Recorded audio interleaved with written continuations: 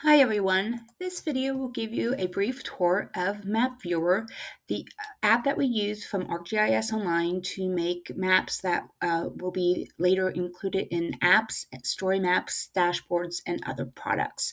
So here I am in my content area in my ArcGIS Online account, and I want to get ready to create a map.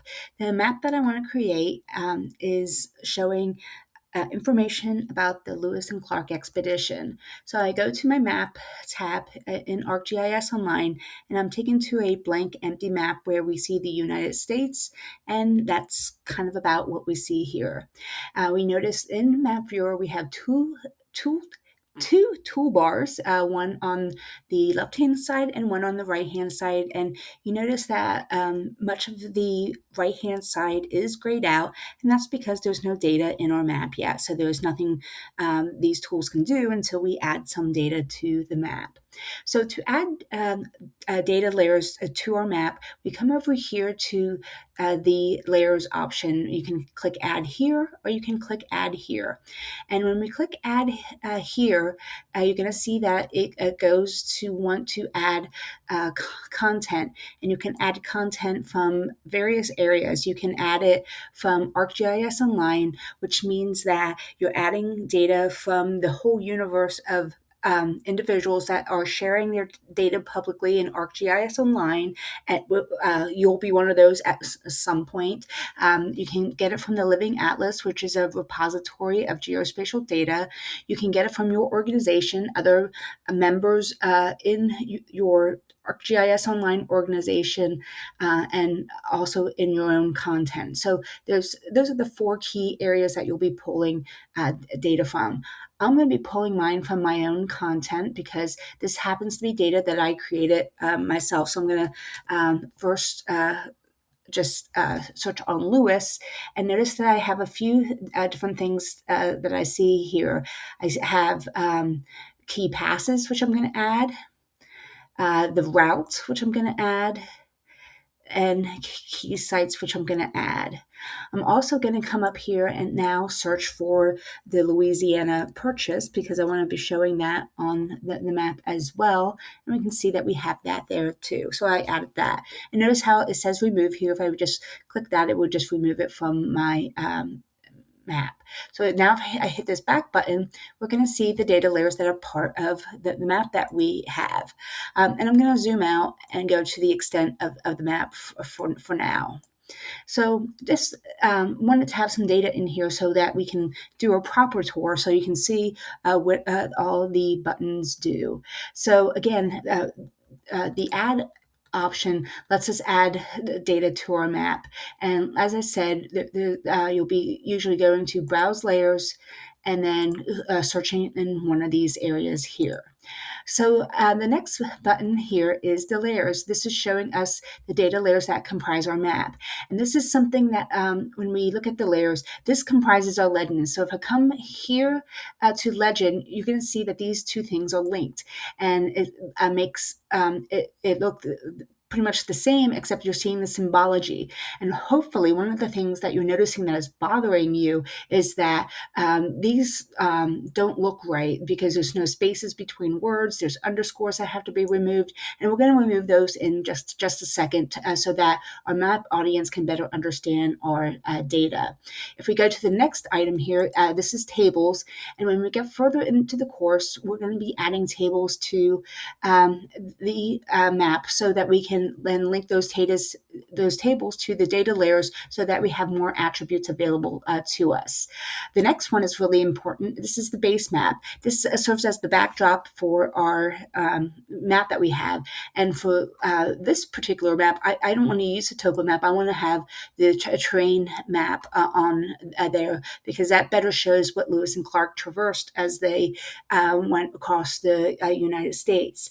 What's neat about many of the base maps is that you can come here and you can get rid of the labels should you wish to get rid of the labels. And we can just go to reference, turn that off, and bam, they're gone. And I'd like to do that just because it makes for a nice clean map.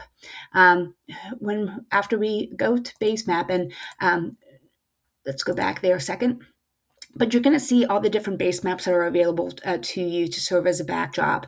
And I encourage you to shop around this a little bit because a lot of really good options.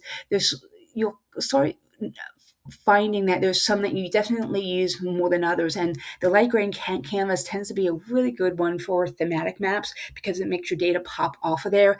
Likewise, the dark gray canvas, it's good for thematic maps. So these two you'll probably use quite a bit, the terrain one that I'm showing there, and imagery.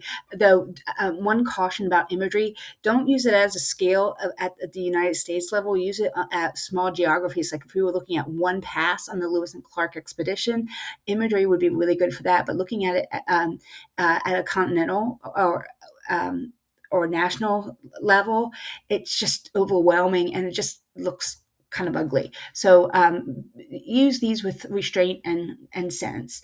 When we come down here, then we have bookmarks. So if you want to drive people to different places on the map, let's say that we want the passes to be bookmarks where if they just click on that, it takes them there. You can set those up here. And some of the exercises that you'll go through will have you do that. You have charts here. And then most importantly, you have save. And I'm going to come here and save my map now.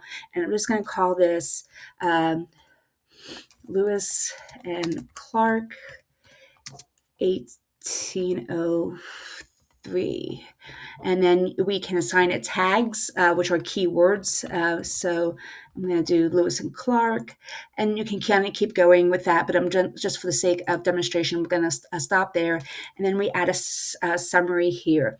And this shows the route of the Lewis and Clark expedition. And I would get a little bit more detailed if I was not doing this as a demo, but this is really good practice to don't skip the tags in the summary because that will come back to bite you later, and it just makes it easier to search for your maps if you tag it properly. So now we're saved, and now that we're saved, you see that there's even more options that are available to us.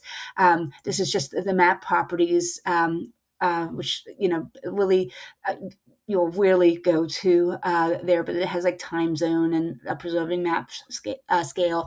This one's important, sharing your map. And this is like one that I will be on you quite a bit about.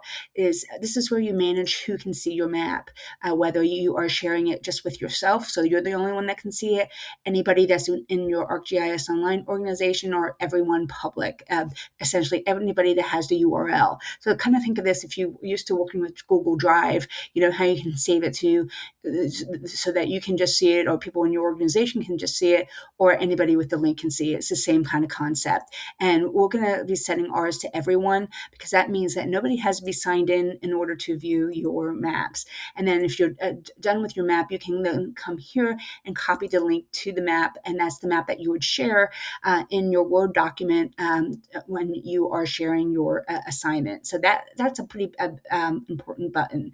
You have this that generates embed code for you should you want to embed this in a website or any other place, but we'll come back to that a little bit later in the course. And then this is share app, and you'll be doing this quite a bit when you're done creating your maps, because if you one of the things that I'll have you saying in your head a lot is data map app. You first add data to your map, like we did here. We added data to a map. Then we create the map and get it all set for the way that we want.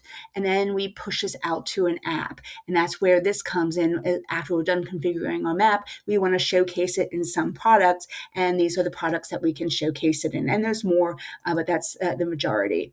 And then last, the print. And I am kind of anti-print because this is interactive maps, and interactive maps, you should be able to interact with them. If you PDF it, it kind of means that you can't interact with it anymore. But like there are times that you want to print a map just for discussion purposes. This is where you can do it, and you can see the different file formats that you can export this in. So that is a quick a demonstration of the left toolbar. I'll be back in a moment, and we'll be going over what you see on the right toolbar over here.